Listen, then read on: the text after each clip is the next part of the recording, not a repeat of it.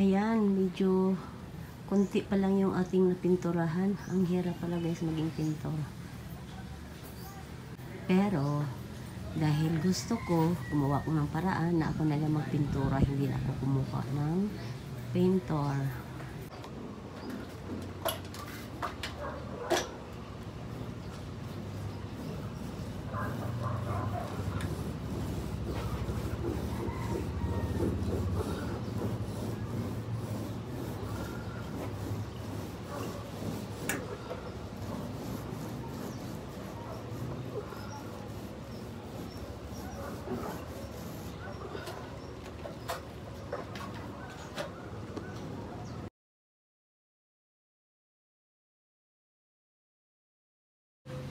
Ayan na guys, napinturahan na natin yung buong kisame sa may papasok ng bahay. Pero first coating pa lang yan.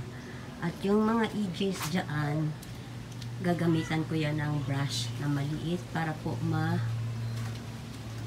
pinturuhan yung hindi nasali sa roller. So ngayon guys, pipinturahan natin yung sa mga bandang mga corner. Ayan yun doon, oh. Yan ang pipinturahan natin yung sa corner. Pinturahan na natin.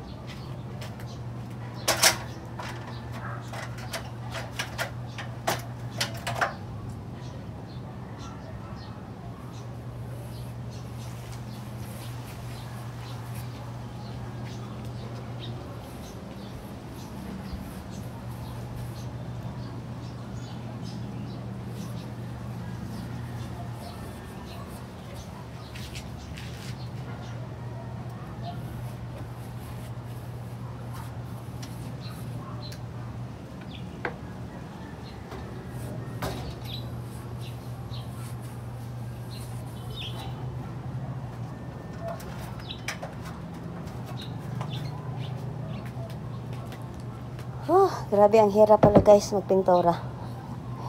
Naumpisahan ko na kaya tapusin ko na yan.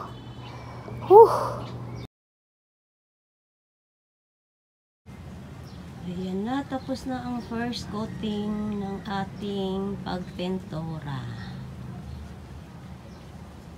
Ayan na guys, tapos na yung pagpintura natin sa ating ceiling. First coating pa lang yan. Bukas na ako mag second coating kasi medyo nahilo na ako sa pintura.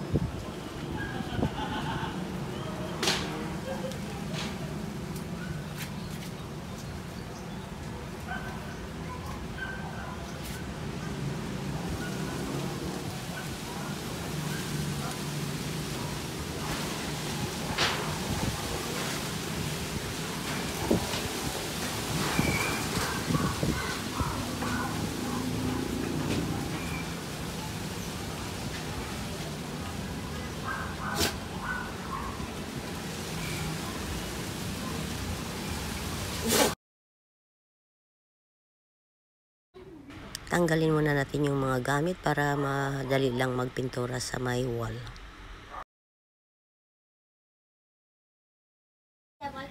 So yun guys, tinanggal ko yung banda dyan kasi pipinturahan natin yung wall dyan kasi nangingitim na. So DIY lang tayo guys para tipid tayo sa mga bayaran. Pwede na mating gawin, kaya gawin natin. Let's go! Ayan, ito yung pintura natin. Ang gamitin natin ay white lang. So, ito yung ginamit ko dati, yung nagpintura din ako sa ceiling. So, ilagay muna natin dyan. Ayan.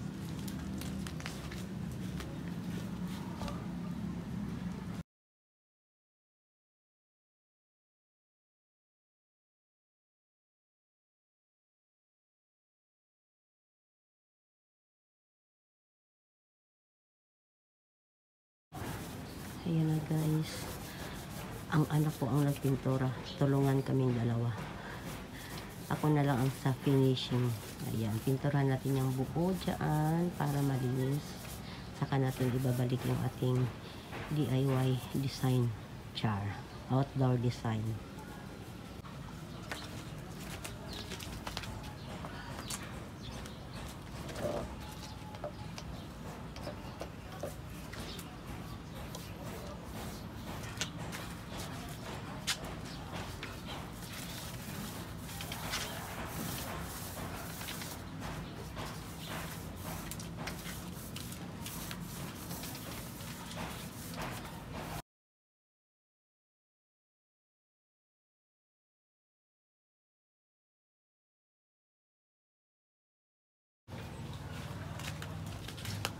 Awak takir. Takir. Awak dong.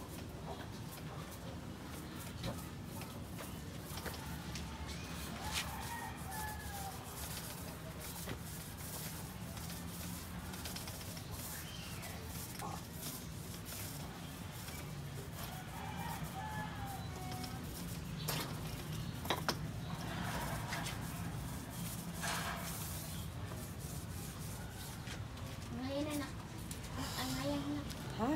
Tubig gusto mo? Ay, salamat kay Gopher.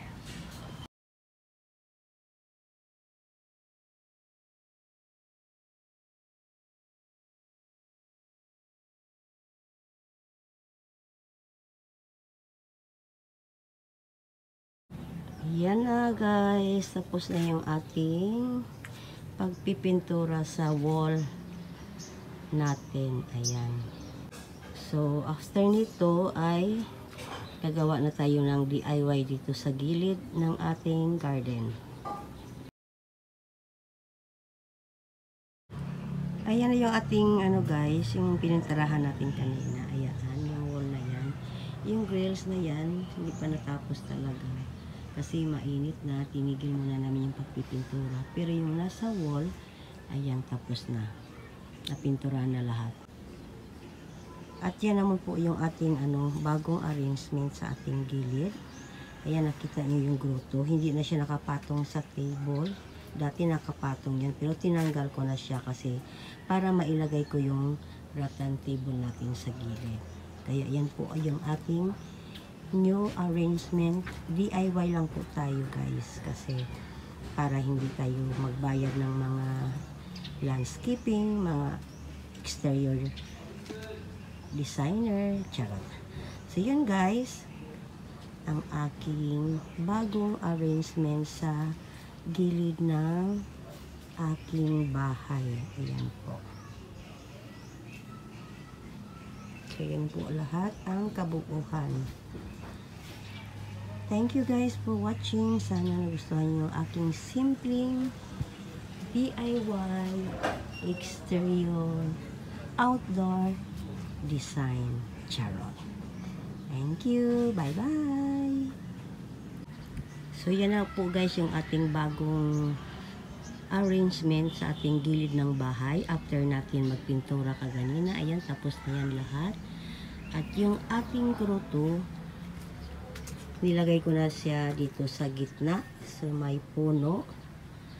Dati dito yan siya nakalagay, pero tinanggal ko yung table na pinatungan niya para mailagay ko yung ating rattan table dito sa gilid, para pwede tayo magkapi-kapi dyan sa umaga or sa hapon. Ayan. So ito po yung ating bagong arrangement ng ating garden sa gilid ng ating bahay after nagpintura. Nag-design na rin ako sa aking outdoor garden. Ayan, garden. Ano ba yan? So, hindi na ako kumuha ng landscaping, yung mga exterior designer, kasi sayang din yung ibabayad natin. Kaya, ako'y nagdi-DIY na lang kasi ako'y mahilig talaga sa DIY. So, yun po yung ating new arrangement ng ating outdoor. Ayan. Thank you guys for watching. Sana nagustuhan nyo at karoon kayo ng idea. Alam ko, simple lang ito at hindi naman talaga maganda yung aking pagkagawa ng outdoor design, pero DIY para makatipid tayo. Ayan na po. Bye-bye. Have a good day, everyone.